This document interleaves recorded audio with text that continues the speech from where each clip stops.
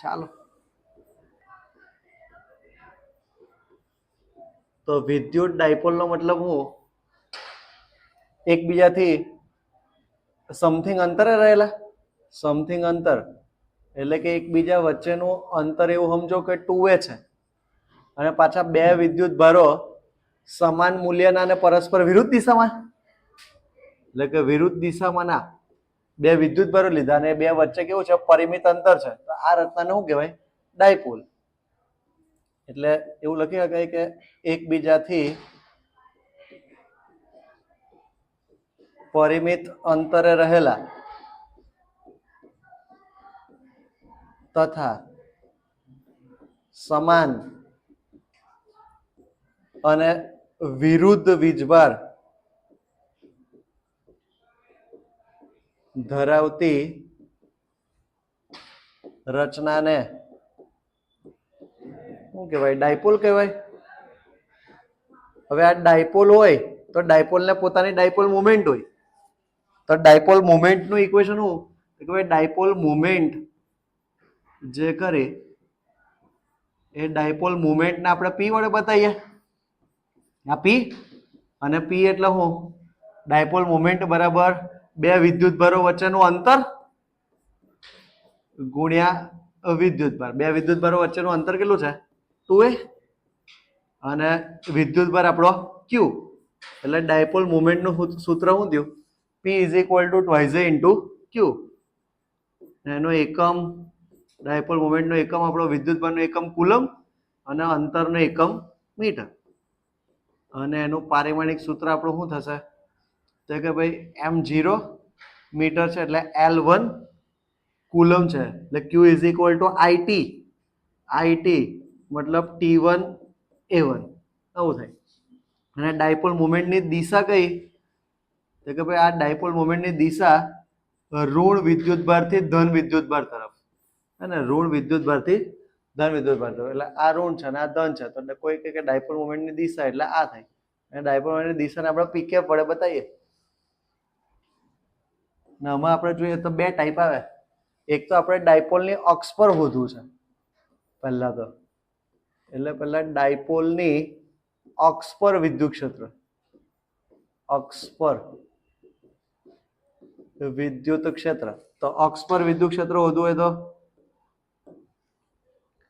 તો પહેલા તો આપણે ડાયપોલ જનરેટ કરવો પડશે આ ડાયપોલનો પ્લસ ક્યુ વિદ્યુતભાર આ ડાયપોલનો માઇનસ ક્યુ વિદ્યુતભાર અને બે વિદ્યુતભારો વચ્ચેનું અંતર 2a છે નાવ હવે શું કરીએ આ ડાયપોલનું મધ્યબિંદુ ડાયપોલના મધ્યબિંદુથી r અંતરે અહીંયા કોઈ p બિંદુ છે અહીંયા p બિંદુ છે આ p બિંદુ પાસે આપણે વિદ્યુત ક્ષેત્ર શોધવું છે તો પ્લસ ક્યુ થી આટલું અંતર કેટલું થાય પહેલા તો આટલું અંતર જે ખરું એ તમારું a આ બી અંતર તમારું કેટલું થાય a તો એ ને એ 2a થાય તો કેન્દ્રથી અંતર આટલું r છે તો પ્લસ ક્યુ થી p નું અંતર કેટલું થાય તો કે આટલું r અને આ a આ તમારું થાય r માઇનસ a અને માઇનસ ક્યુ થી આ p નું અંતર કેટલું થાય તો કે ભાઈ આટલું તમારું અહીંથી કેન્દ્રથી આટલું અંતર r છે ને આટલું a છે એટલે આ તમારું થાય r પ્લસ a એનો મતલબ કે આપણે p પાસે વિદ્યુત ક્ષેત્ર શોધવું છે એટલે p પાસે વિદ્યુત ક્ષેત્ર તો કોને લીધે મળે એક તો q વિદ્યુતભારને લીધે મળે અને એક આપણને માઇનસ ક્યુ વિદ્યુતભારને લીધે મળે અહીંયા દિશા પણ આવે એટલે સદિશમાં બતાવીએ આપણે તો વિદ્યુત ક્ષેત્રનું સૂત્ર શું kq બાય r સ્ક્વેર તો પોઝિટિવ વિદ્યુતભારને લીધે kq અને પ્લસ ક્યુ વિદ્યુતભારથી આટલું અંતર આપણું r minus a whole square અને રહી વાત દિશાની દિશા ડાયપોલની દિશા માઇનસ ક્યુ થી પ્લસ ક્યુ તરફ એટલે ડાયપોલ મોમેન્ટની દિશા આમ છે પી કેપ ધન વિદ્યુતભાર છે એટલે ધન વિદ્યુતભારને લીધે આપણને દિશા ક્યાં મળે બહારની તરફ ધન વિદ્યુતભારને લીધે એટલે ઈ પ્લસ ક્યુ ની દિશા આપણને બહારની તરફ મળે અને ઈ માઇનસ ક્યુ વિદ્યુતભારને લીધે દિશા ક્યાં મળે આપણને અંદર તરફ મળે એટલે માઇનસ ક્યુ માટે આપણને આમ મળે એટલે ઈ માઇનસ ક્યુ ધન વિદ્યુતભાર માટે વિદ્યુત ક્ષેત્રની દિશા બહાર ને ઋણ વિદ્યુતભાર માટે ઋણ વિદ્યુતભાર તરફ. એટલે ધન વિદ્યુતભાર માટે જોઈએ તો ધન વિદ્યુતભાર અહીંયા છે તો એનું વિદ્યુત ક્ષેત્ર આમ અને ડાયપોલ મોમેન્ટની બી દિશા આમ. બંનેની દિશા સેમ છે. બંનેની દિશા સેમ હોય ને તો પ્લસ પી કેપ લખાય. અને અહીંયા આગળ માઇનસ છે તો આપણું કે માઇનસ ક્યુ અને ડિસ્ટન્સ આપણું કેટલું માઇનસ ક્યુ થી આટલું અંતર કેટલું લખાય આર પ્લસ એ હોલ સ્ક્વેર. આર પ્લસ એ હોલ સ્ક્વેર. એકચ્યુઅલી અહીંયા ખાલી મેગ્નિટ્યુડ જ લખાય. અહીંયા તમારે પ્લસ લખવું હોય ને તો પણ ચાલે. K Q by upon R plus A whole square જ લખાય મેગ્નિટ્યુડ. એટલે સદિશ પાડીએ એટલે આપણે શું લખીએ મૂલ્ય વત્તા દિશા. તો આ મૂલ્ય છે અને દિશા ઋણ વિદ્યુત ભાર ને લીધે આપણને વિદ્યુત ક્ષેત્ર આમ મળે છે અને ડાયપોલ મોમેન્ટ માટે આમ મળે છે અને ડાયપોલ મોમેન્ટની દિશા આમ છે એટલે બંને વિરુદ્ધ દિશામાં છે. વિરુદ્ધ દિશામાં હોય એટલે આપણે લખાય માઇનસ પી કેપ. એટલે અહીંયા મેં મૂલ્ય જ રહેવા દીધું અને બાજુમાં દિશા લખી. એટલે આપણું કે ક્યુ અને પી કેપ કોમન તો બચ્યું હું 1 R minus A whole square ઓછા 1 આર પ્લસ એ whole square into P cap. ના હવે આ આપણું કે ક્યુ ક્રોસ મલ્ટીપ્લાય મારીએ આપણે તો આર પ્લસ એ હોલ સ્ક્વેર ઓછા R minus A whole square upon A minus B A plus B એટલે A square minus B square into P cap.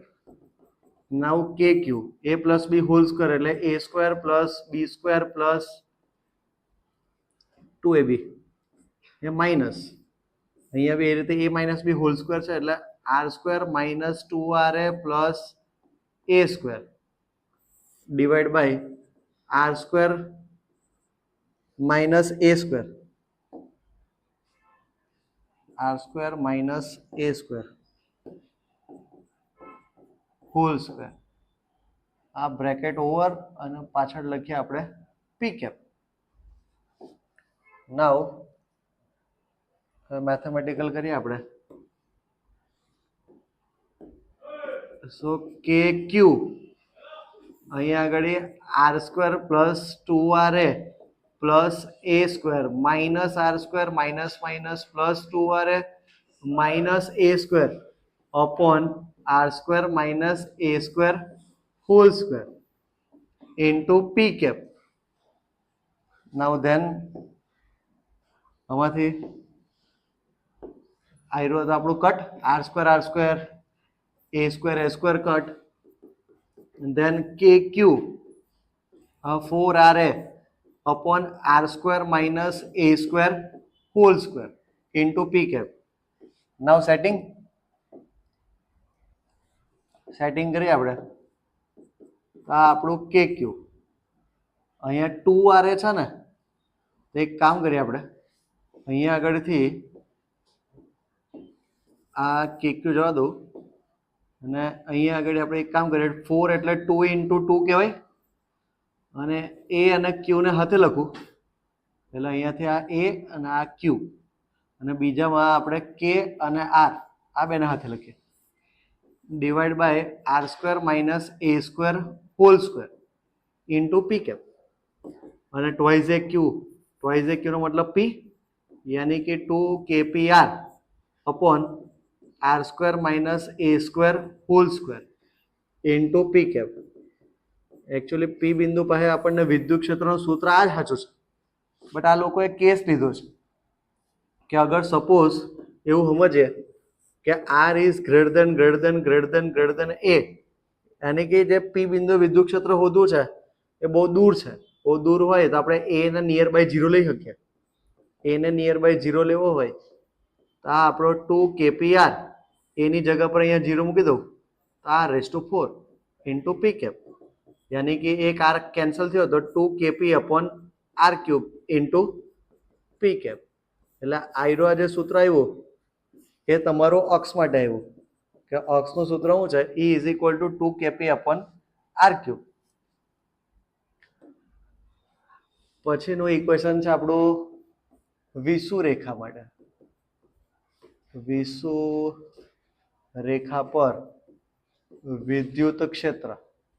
હવે વિષુ રેખા પર વિદ્યુત ક્ષેત્ર હોતું હોય તો એના માટે ફિગર ડ્રો કરવી પડશે.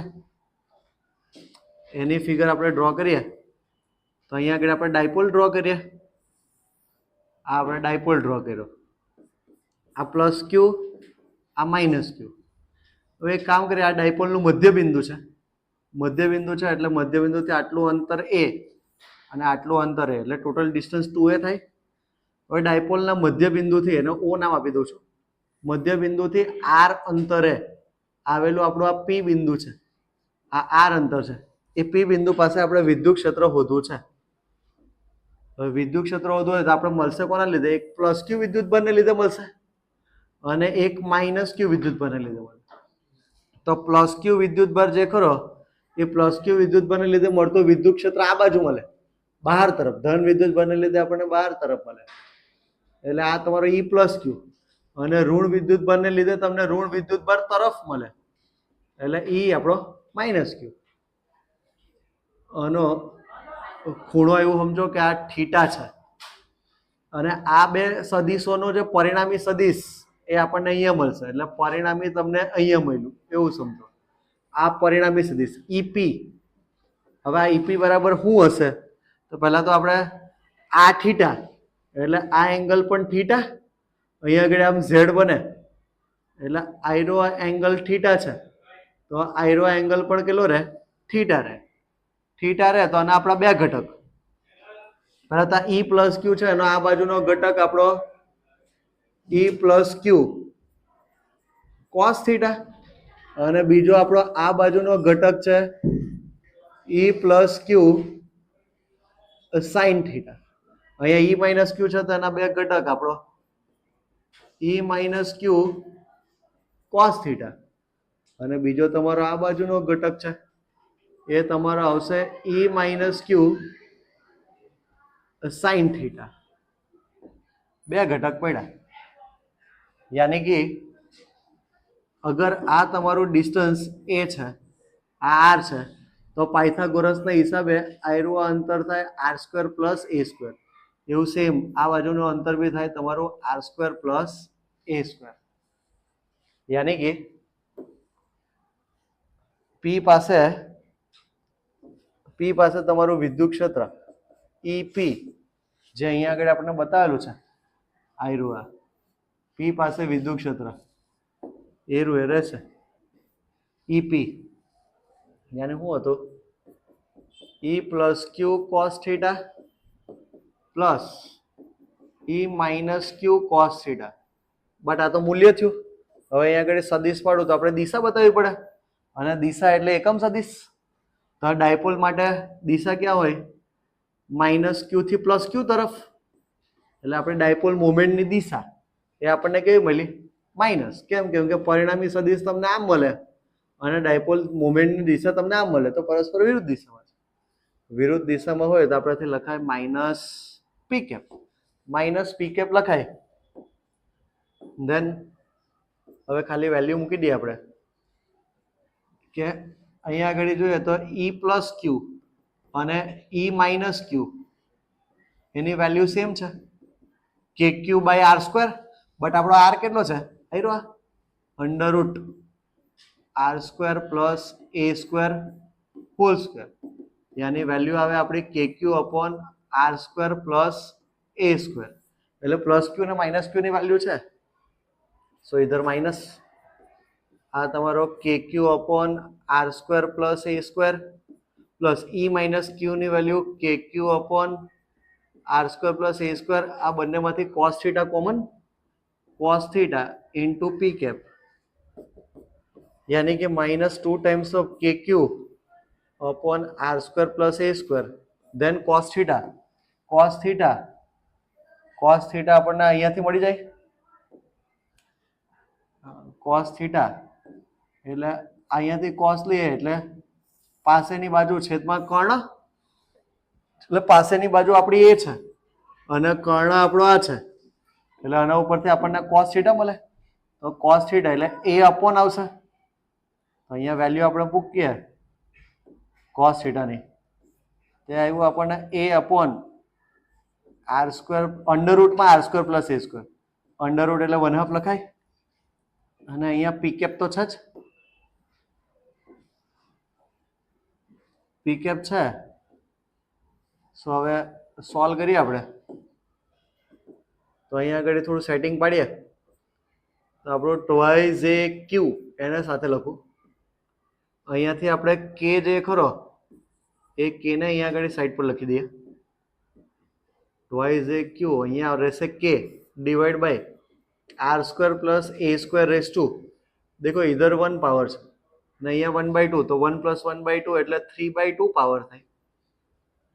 यानी कि ट्वाइस ए क्यू मतलब कि पी डाइपोल मोमेंट यानी कि R square plus A square raise to 3/2 into P cap. यानी फाइनली આપણું વિષુરેખા પર આ સૂત્ર આવી ગયું. બટ ઇફ આપણે કેસ લેવો હોય, અગર આપણે કેસ લેવો હોય તો કેસ માટે આપણે એવું કહી શકીએ કે if R is greater than A, R greater than A તો એ બરાબર 0 લઈ શકીએ. એ બરાબર 0 લઉં તો આપણું તમારું માઇનસ કેપી એની જગ્યા પર 0 લઉં એટલે R square raise to 3/2 into P cap. તો અહીંથી 2 2 cut. So minus KP upon R cube into P cap. અહીંયા પાછળ દિશા આવે છે એનો મતલબ કે સદિશ પાડવો જરૂરી છે. ઓકે.